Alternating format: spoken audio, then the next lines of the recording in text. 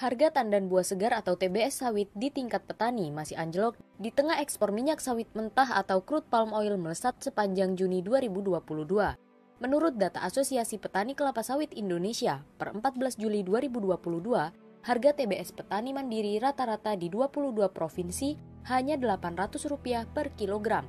Padahal normalnya harga TBS petani berkisar antara Rp3.500 hingga Rp4.500 per kilogram.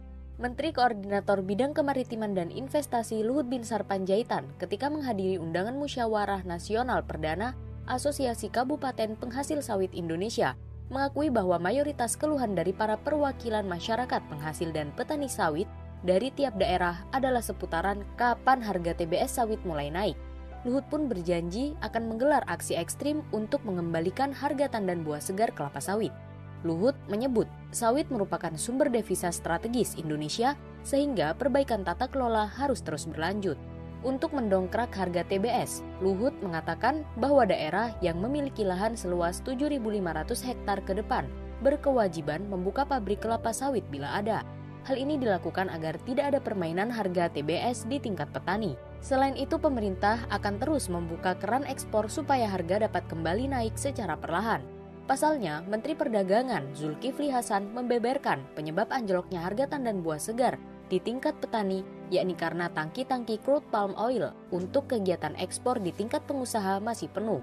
Kondisi ini terjadi pasca larangan ekspor sawit dicabut. Pabrik CPO masih memprioritaskan serapan TBS yang sebelumnya antri di pabrik karena pelarangan ekspor di awal tahun. Ditambah lagi dengan fenomena global, yaitu dengan kebijakan pengurangan konsumsi sawit oleh India dan Cina sebesar 4,8 juta ton per tahun. Hal tersebut berdampak pada penurunan harga minyak sawit mentah atau crude palm oil di pasar global. Perlu dipahami bahwa selama ini komoditas kelapa sawit di negeri ini dikelola di bawah sistem ekonomi kapitalis liberal. Padahal sistem ekonomi ini pastinya berpihak kepada para pemodal, sama sekali tidak memihak rakyat.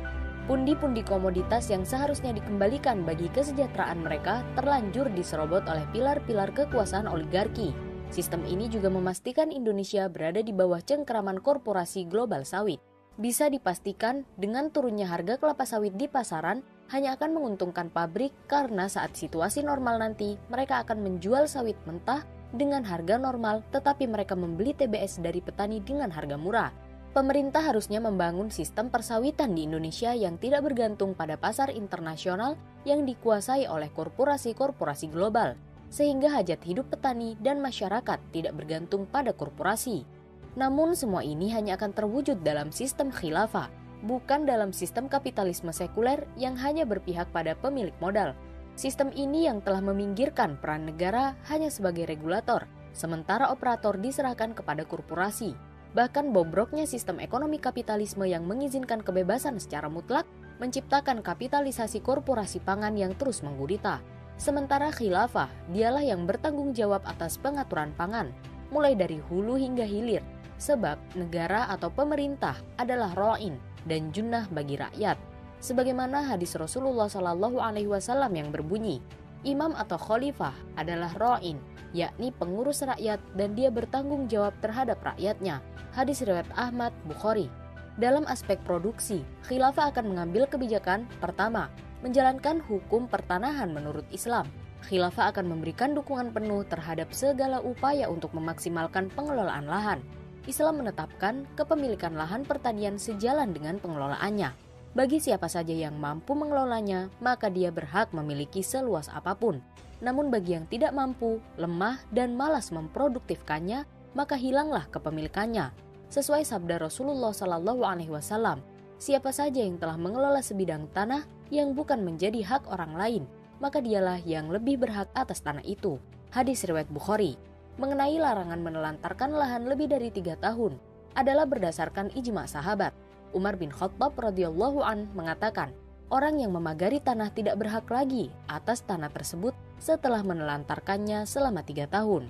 Kedua, dalam aspek produksi, khilafah akan memberikan dukungan penuh terhadap upaya memaksimalkan pengelolaan lahan. Karena lahan pertanian tidak boleh diterlantarkan, maka khilafah akan memberikan berbagai bantuan kepada petani seperti sarprodi, infrastruktur penunjang, modal, teknologi, dan sebagainya untuk memaksimalkan pengelolaan lahan. Dalam aspek distribusi, Tawar-menawar harga secara adil dan saling ridho antara produsen dengan pembeli hanya akan terwujud jika mekanisme pasar terjadi secara sempurna tanpa distorsi, yaitu tidak adanya unsur penipuan, rekayasa permintaan, penawaran, pasokan barang, tekanan, dan keterpaksaan antara kedua belah pihak. Disinilah negara bertindak sebagai pengawas.